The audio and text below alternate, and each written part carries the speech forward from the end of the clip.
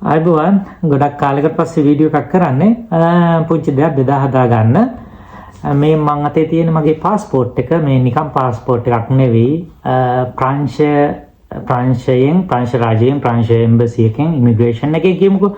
ඒකෙන් ලබා දුන්න ටැලන්ට් පාස්පෝර්ට් එක කියලා මේකට කියනවා. ටැලන්ට් පාස්පෝර්ට් එක මට හම්බුණා අද මේ මගේ හම්බෙලා ආව ගමම තමයි වීඩියෝ එකක් කරන්නේ. මොකද සමහර විට මේක වැදගත් වේවි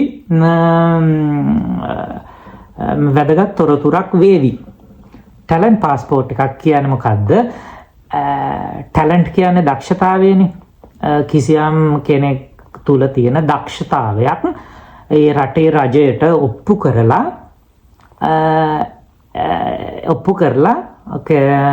තමන්ගේ ඒකට අදාළ සුදුසුකම් ඔප්පු කරන් පස්සේ ඒ රජයෙන් අනිත් රටවල් ගැන දන්නේ නැහැ. ප්‍රංශයේ විශේෂයෙන්ම ප්‍රංශ රජයට ඔප්පු කරපුවාම ඔයාට ටැලන්ට් පාස්පෝර්ට් එක ගන්න පුළුවන්. ටැලන්ට් පාස්පෝර්ට් එකේ කැටගරිස් කීපයක් තියෙනවා.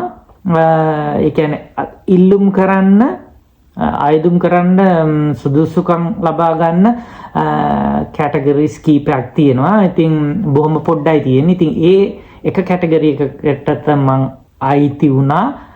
ඒකට ආයුධම් කරන්න ඇප්ලයි කරන්න සුදුසුකම් ලබා ගත්තා සහ ඔප්පු කරා මගේ සුදුසුකම් එක්ක අධ්‍යාපන සුදුසුකම්, වෘත්තීමය සුදුසුකම් සහ අනිකුත් සුදුසුකම් ඔප්පු කරලා ඒකට අදාළ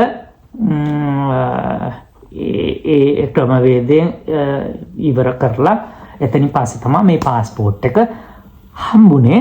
ටැලන්ට් පාස්පෝර්ට් එක හම්බෙන ප්‍රධාන පුද්ගල වර්ග ඉන්නවා පහක් හෝ හතරක් ඉන්නවා.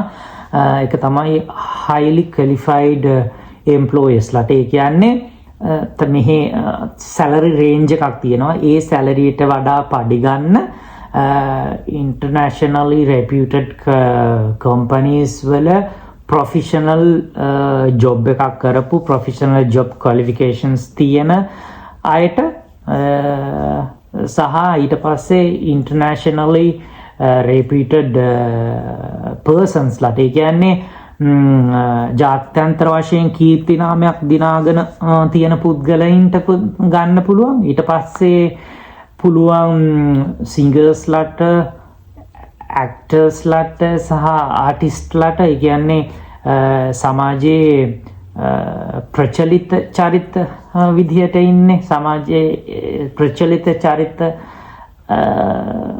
කියලා කියන අයට මේකට ඇප්ලයි කරන්න පුළුවන්. මේ මං කියන්නේ ටැලන්ට් පාස්පෝර්ට් එක ගන්න පුළුවන් අය නෙමේ, ටැලන්ට් පාස්පෝර්ට් එකට ඇප්ලයි කරන්න පුළුවන් අයට. ඉතින් ඊළඟ කැටගරි එක තමයි සයන්ටිස්ට් රිසර්චර් කියන කැටගරි එක.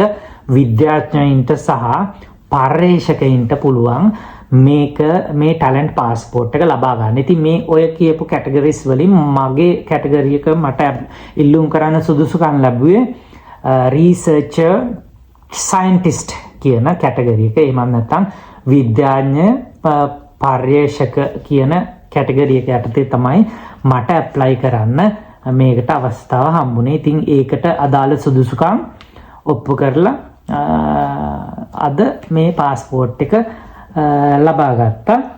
ඒක ගැන කියන්න තමයි කියන්නේ. ඉතින් ඒ ටැලන්ට් පාස්පෝර්ට් එකත් එක්ක මට හම්බුණා මෙහි සයන්ටිස්ට් රිසර්චර් කියන කැටගරි එක යටතේ ජොබ් එක සහ ටැලන්ට් පාස්පෝර්ට් එක සහ රෙසිඩන්ට් පර්මිට් එක. ප්‍රංශයේ ජීවත් වෙන්න රෙසිඩන්ට් පර්මිට් එක හම්බුණා. ඒ සේරම වරප්‍රසාද එක්ක තමයි. ඉතින් මෙහි රෙසිඩන්ට් පර්මිට් එකට අදාළ ගොඩක් වරප්‍රසාද තියෙනවා. මේ වරප්‍රසාද ඉදිරියේදී හම්බ වෙයි කියලා බලාපොරොත්තු ඉන්නවා. ඉතින් ඒ පුංචි දැනුවත් කිරීම කරන්න තමයි මම වීඩියෝ එක කරන්නේ. සහ අන්තිමට කියන්න මේ මගේ ටැලන්ට් පාස්පෝර්ට් එක මේ මගේ කලින් පාස්පෝර්ට් එක හදද්දි සහ මේ මගේ කවර් පේජ් එකට දාලා තියෙන්නේ don't let your dreams be dreams. ඉතින් මං අද ඒක මගේ don't let your dreams be dreams කියන්නේ ඔයාගේ හීනවලට ඉඩ දෙන්න එපා. හීන විදිහටම තියෙන්න. ඒක තමයි මගේ මොටෝ එක. ඉතින් මගේ හීනවලට ඉඩ දුන්නේ මං හීන විදිහටම තියෙන්න. හීන දැක්කා, ඒ ඔස්සේ හඹා ගියා. හීන යථාර්ථ කරගත්තා. ඉතින් අද මගේ ඒ හීනය හැබෑ වුණා එහෙම නැත්නම් හීනය යථාර්ථයක් කරගත්තා. අද සයන්ටිස්ට් රිසර්චර් කියන කැටගරි එක යටතේ මට ටැලන්ට් පාස්පෝර්ට් එක ගන්න පුළුවන් වුණා. සතුටුයි මගේ අම්මා අප්පච්චි අයියා සහ මගේ දෙවෙනි අම්මා සහ මගේ වටේ ඉන්න හදවතින්ම මාත් එක්ක හිටපු සුබපතු හැම දෙනාටම ස්තුතියි. තව දෙයක් කියන්නම්. මගේ අප්පච්චි ගෝවි මහත්මයා මට අද වගේ මතකයි මට ෆස්ට් මොටිවේෂන් එක ආව තැන කොට්ටුවේ අප්පච්චි වැඩ කරද්දී කට්ටිය අහනවා මට අද වගේ මට තාම මට මැවිලා පේනවා ඉගෙනගෙන කාටද හරි ගියේ කියලා අප්පච්චිගෙන් අහනවා. ඔච්චර මහ පොළොවේ එක්ක ඔට්ටු වෙන්න එපා, ළමයින්ට උගන්වන්න මහන්සි වෙන්න එපා, ඉගෙනගෙන කාටද හරි ගියේ කියලා කියනවා. ඉතින් ඒ කියපු කට්ටියට අද කියනවා ඉගෙනගෙන මට හරි ගියා. මං ඒ පුරාජේරුව තමයි අද මේ කිව්වේ ඉගෙනගෙන මට හරි ගියා. ඉතින් මේ මගේ ටැලන්ට් පාස්පෝර්ට් එක මේ මං ඉන්නේ.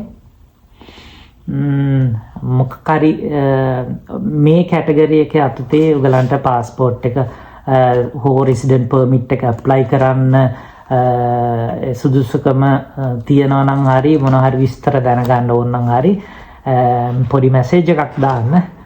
මම කියලා දෙන්නම් මගේ දැනුම් වපසරියට අනුව. ගොඩාක් දේවල් දන්නේ නැහැ. මං තනියම කරගත්ත දේවල් අත්දැකීම් වලින් දන්නේ. මොකද අනිත් දේවල් ගැන මං ගොඩාක් දුරට හිව්වේ නැහැ.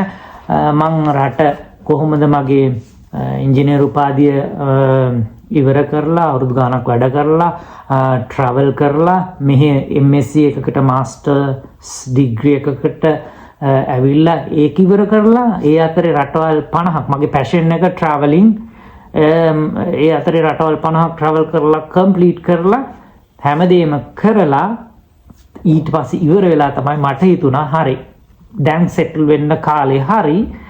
ඒ නිසා මොකද්ද තියෙන ඔප්ෂන් එක කියලා ඊට පස්සේ බලද්දි තමයි මේ ඔප්ෂන් එක ආවේ. ඒකට ඇප්ලයි කරා. ඒකට වැඩ කරා. නිකන් අහසින් පාත් උනේ නැහැ. ගොඩක් දෙනෙක් මාත් එක්ක කතා කරන අය කියන දෙයක් තමයි මං හරි ලකී කියලා. ලක් එක සහ ඒ වාසනාව කියන දේ මං මගේ භාෂාවෙන් මගේ වචනයෙන් කියනවා නම් වාසනාව කියන්නේ උපකුලකයක්. උත්සාහය කියන කුලකය ඇතුලේ තියෙන පුංචි උපකුලකයක් තමයි වාසනාව කියන්නේ. ඒකින්ද උත්සාහය කියන කුලකයට try කරන්න ඕන. ඒක ඇතුලේ පුංචි උපකුලක තියෙනවා. ඒ උපකුලක වලින් එකක් තමයි වාසනාව කියන්නේ. ඉතින් ඒකින්ද වාසනාව දිහා බලාගෙන ඉන්න හොඳ නෑ. මේ වාසනාව නෙවෙයි මේ උත්සාහය. ඉතින් ඔයගොල්ලෝ try කරන්න පුළුවන් වෙලාවක මම විස්තර කියන්න මගේ අනිත් ඔය පොඩි විස්තර කියලා පොඩි පුංචි වීඩියෝස් දාලා තියෙනවා. ඉතින් ඉස්සරහටත් වීඩියෝ කරන්නම් මට පුළුවන් විදිහට. මට දන්නේ නැහැ හරියට හොඳට මේ වීඩියෝ කරන්න. ඔය YouTuber කෙනෙක් නෙවෙයි මං.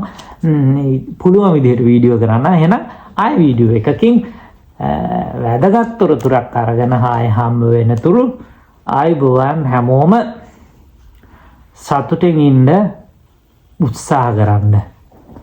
කවදා හරි ඕගොල්ලන්ගේ හීන යථාර්ථ වේවි, හැබෑ වේවි. ඒකට සුබ පතන හදවතින්ම. ආයිබෝවන්.